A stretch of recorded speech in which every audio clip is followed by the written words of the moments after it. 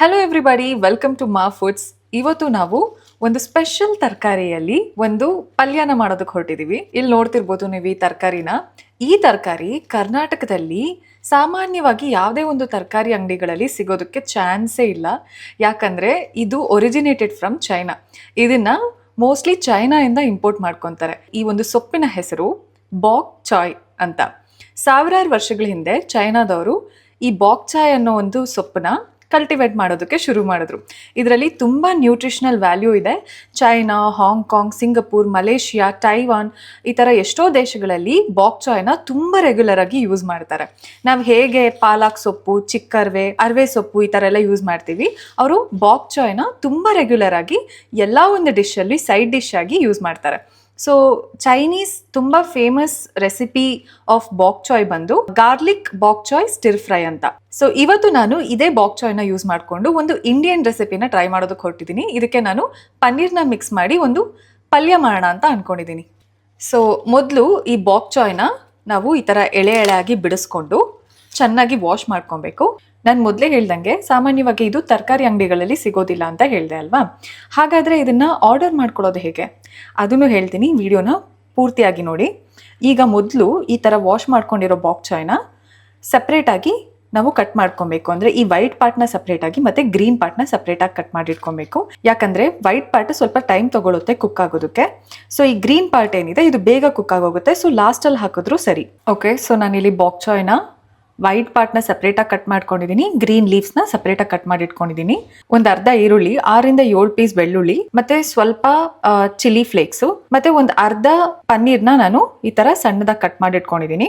ಇವಾಗ ಸ್ಟವ್ ಮೇಲೆ ಪ್ಯಾನ್ ಇಟ್ಕೊಳ್ಳೋಣ. ಇದೊಂಚೂರು ಹೀಟ್ ಆದ್ಮೇಲೆ ಒಂಚೂರು ಬಟರ್ನ ಆ್ಯಡ್ ಮಾಡ್ಕೊಳ್ಳೋಣ.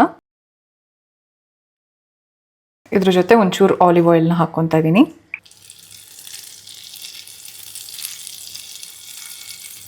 ಬೆಣ್ಣೆ ಒಂಚೂರು ಕರ್ಗಾದ್ಮೇಲೆ ಫಸ್ಟು ಈರುಳ್ಳಿನ ಹಾಕ್ಕೊಳ್ಳಿ. 1 ರಿಂದ 2 ನಿಮಿಷ ಇದನ್ನ ಚೆನ್ನಾಗಿ ಈ ತರ ಹುರ್ಕೊಬೇಕು. ಈಗ ನೀವು ಚಾಪ್ ಮಾಡಿ ಇಟ್ಕೊಂಡಿರುವಂತಹ ಗಾರ್ಲಿಕ್ನ ಹಾಕ್ಕೊಬೋದು.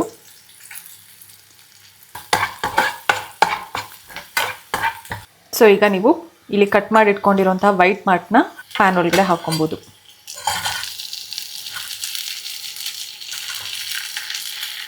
ಇದು ಒಂದು 3 to 4 ಮಿನಿಟ್ಸ್ ಚೆನ್ನಾಗಿ ಫ್ರೈ ಆಗಲಿ.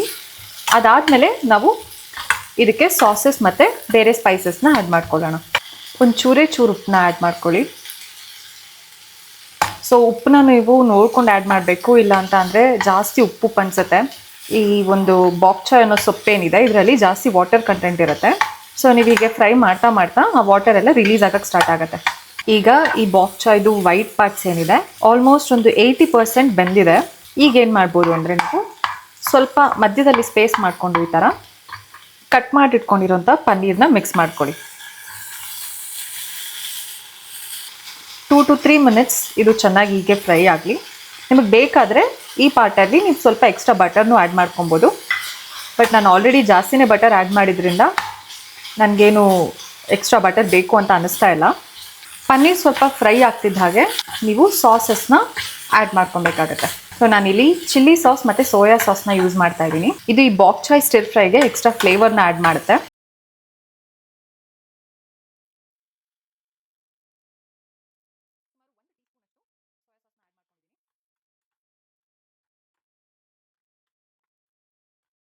ಒಂದು ಅಂದಾಜ್ ಮೇಲೆ 1 ಟೀ ಸ್ಪೂನ್ ಅಷ್ಟು ಚಿಲ್ಲಿ ಸಾಸ್ನ ಆ್ಯಡ್ ಮಾಡ್ಕೊಳ್ಳಿ.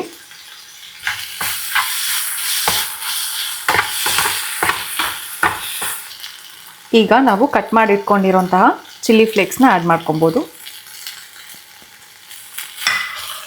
ಇದ್ರ ಜೊತೆ ನಿಮ್ಮ ಹತ್ರ ಆರಿಗ್ಯಾನೋ ಇದ್ದರೆ ಆರಿಗ್ಯಾನೋ ಕೂಡ ಯೂಸ್ ಮಾಡ್ಕೊಳ್ಳಿ, ಫ್ಲೇವರ್ ಚೆನ್ನಾಗಿ ಬರುತ್ತೆ. ಇಲ್ಲ ಅಂದರೆ ನೀವು ಆ ಪಾರ್ಟ್ನ ಸ್ಕಿಪ್ ಮಾಡ್ಬೋದು.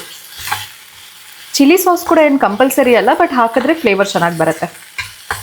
ಸೊ ಈ ಸ್ಪೈಸಸ್ ಎಲ್ಲ ಚೆನ್ನಾಗಿ ಮಿಕ್ಸ್ ಮಾಡಾದ್ಮೇಲೆ ಲಾಸ್ಟಲ್ಲಿ ನಾವು ಬಾಕ್ ಚಾಯ್ದು ಗ್ರೀನ್ ಪಾರ್ಟ್ನ ಆ್ಯಡ್ ಮಾಡ್ಕೊಳ್ಳೋಣ.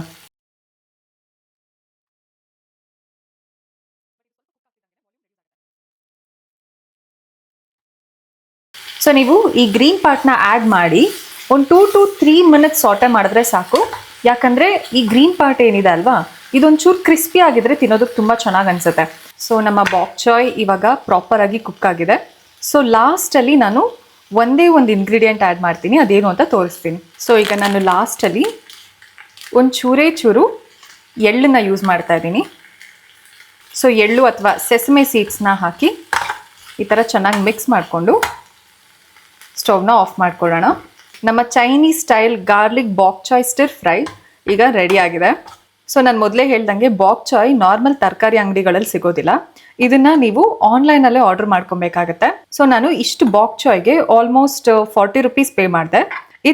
ಈ ಬಾಕ್ ಚಾಯ್ನ ನಾನು ಆ್ಯಕ್ಚುಲಿ ಬ್ಲಿಂಕಿಟಲ್ಲಿ ಆರ್ಡರ್ ಮಾಡ್ಕೊಂಡಿದ್ದು. ನೀವು ಬೇಕು ಅಂದರೆ ಜೆಪ್ಟೋ ಅಲ್ಲಿ ಕೂಡ ಅಥವಾ ಸ್ವಿಗ್ಗಿ ಇನ್ಸ್ಟಾಮಾರ್ಟಲ್ಲಿ ಕೂಡ ಆರ್ಡರ್ ಮಾಡ್ಕೊಬೋದು.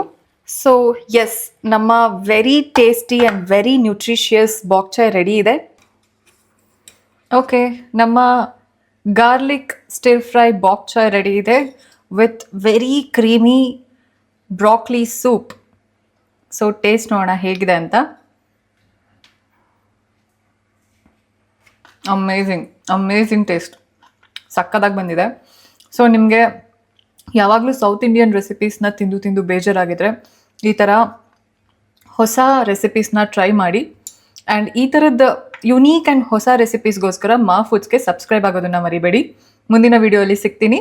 ಅಲ್ಲಿವರೆಗೂ ಟೇಕ್ ಕೇರ್.